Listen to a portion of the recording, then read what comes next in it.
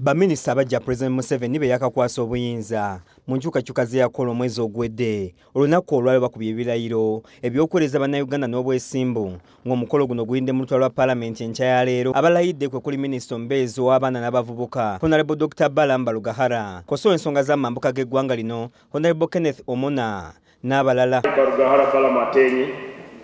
I swear in the name of the Almighty God that I will be faithful and bear true allegiance to the Constitution of Uganda, and that I will preserve and protect and defend the Constitution, so help me God.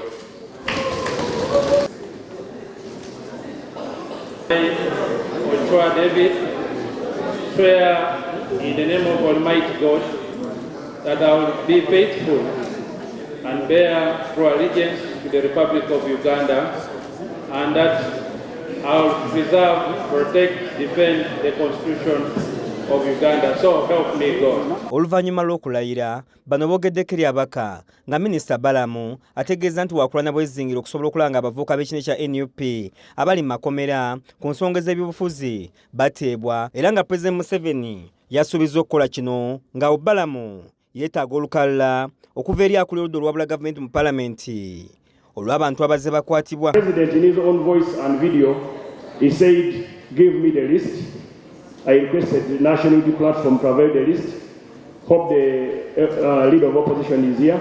I'm yet to get it. Ssenyonyi ategeezezza nti ensonga eno baagikolako era olukalala baaluwadde ssaabawolereza wa gavumenti nga n'abamu nga John Bosco Kibalama Ssaabaminisita akkiriza nti gavumenti ye balina ng'asaba Minisita Balamu obutakyamuukirira olw'okuba nti akyali mpya mu kifo.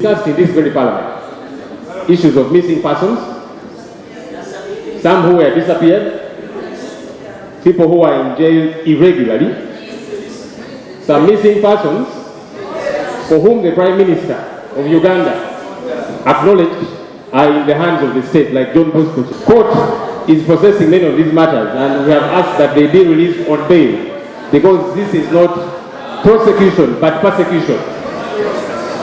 Honourable Speaker, is it in order for a new minister who seems to be a novice to come with excitement and claim that he has mandate to pursue a matter of people who are simply being persecuted as opposed to being...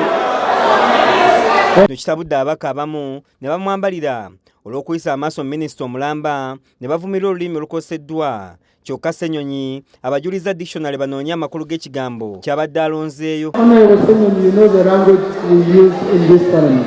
Even when you disagree with the person, language is like a novice. A member of parliament is a member of parliament is a member of parliament. Okay? Ono Ssenyonyi, do the needful. You're a gentleman.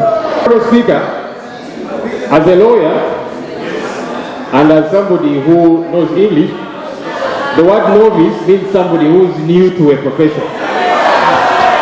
The Honorable Balam Balugahara is a new minister. So the word novice is not derogatory in any way, except for people who we need to teach some English. Ne Minisita Balayide nga baliko eboogedde ne basuubiza okukolera bannayuganda. We're happy to join you again once more, Right Honourable Speaker, and I pray that all of us in this House, God will support and help us to remind us of our duties on both sides of the House to continue to serve and serve together. Our pace is set, and we look forward to seeing how best Uganda can fully utilize its natural resources to fast-track our development. Sekanja Komatiya yakusakidde eggulye lino ku Case TV Agaleero.